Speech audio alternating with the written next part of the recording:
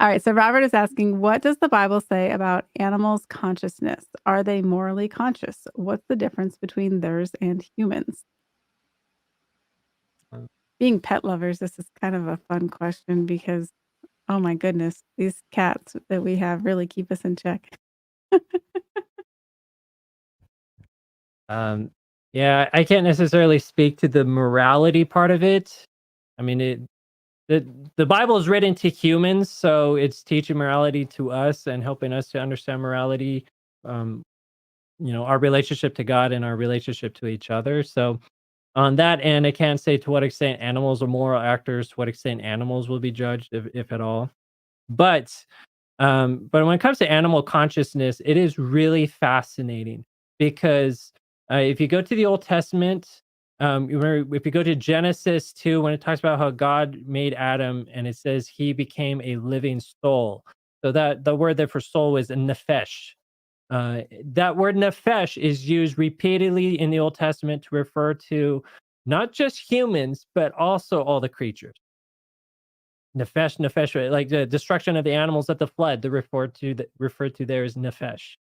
So um, when it comes to then the word that we often translate as spirit, ruach, that word often is used not just with regard to humans having a spirit, having a ruach, but also repeatedly the animals having the ruach. And there's an interesting verse in Ecclesiastes actually where Solomon talks about, asking, is there actually a difference between a human life and an animal life? Do you know what one that was, Tina? Otherwise, I'll try to find my study. No, I'm actually, but it's funny you mentioned that because I was, when you said that, or when I read or heard the question, the first thing I was thinking about was in the book of Revelation, where it talks about um, that there would be like the souls, a third of the souls in the sea died, or Mhm. were destroyed, and it's not just talking about people like you're saying, it's talking about all the living creatures that were in the sea. And so yeah, there's definitely something more to animals having a state of consciousness. I don't know, I don't believe that Jesus died for their salvation, but I think they are something, they're a part of God's creation, and they do have, you know um, they are a living creature. And so we do have to show them certain kindness and respect as part of God's special creation. And yeah, they're not, we can't, God forbids, any kind of interaction other than anything intimate with an animal that's inappropriate. We're not supposed to do that. And we have to, and we're definitely having dominion over them. We're supposed to take care of Mhm. them, but again, we're supposed to be demonstrate, like, I believe animals are basically God's way of demonstrating to us like how we're to care for and watch Mhm. over and love beings that are dependent on us and are almost helpless. And so we're supposed to be demonstrating, they're a way for us to demonstrate God's character of love to his creation. I think they're a teaching tool for us. And so I think, while they might not have, you know, a s- while they might not understand everything, they do understand enough to, have loyalty, to show affection, to show care. And we do need to respect them in that way. But And they have yeah. feelings that can be hurt, Yeah. and Yeah.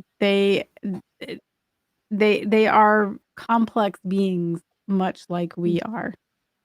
Yeah, and I think that gets to the root of what is a nefesh, and a living soul, a living being, an entity. They are a nefesh, so they do have Mhm. consciousness. They do have feelings. They do engage and live in this world very similarly to us.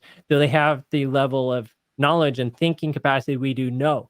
Can they make moral decisions on to the same degree we can? Right? No, but they're there.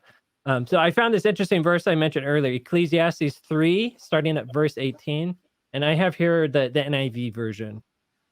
It says, I said to myself, as for humans, God tests them so that they may see that they are like the animals. Surely the fate of the human being is like that of the animals. The same fate awaits them both. As one dies, so does the other.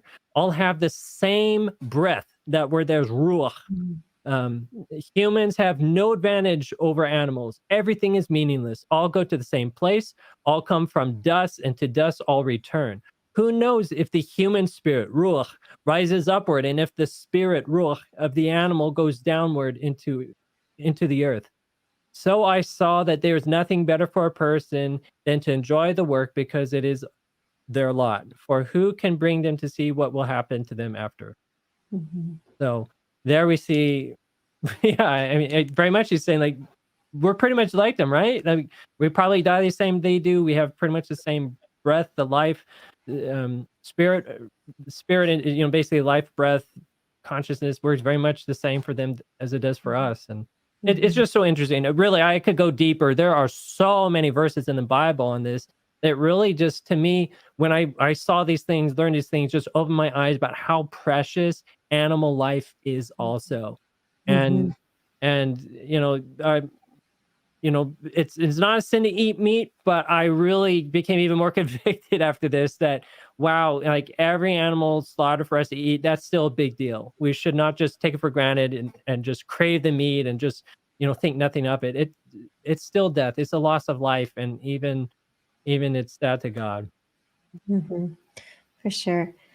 And in like you're saying, in that verse in Ecclesiastes, it's saying that, our fate is the same. Like, yeah, like animals die and, humans die. But also, it says in Isaiah that in heaven there will be animals there too. And so, I know I've gotten a lot of questions that, will my pet be in heaven? And, all I know is that there's definitely going to be animals there. And I can't imagine, God, you know, keeping withholding from us, beautiful animals that he's given to us as a precious gift.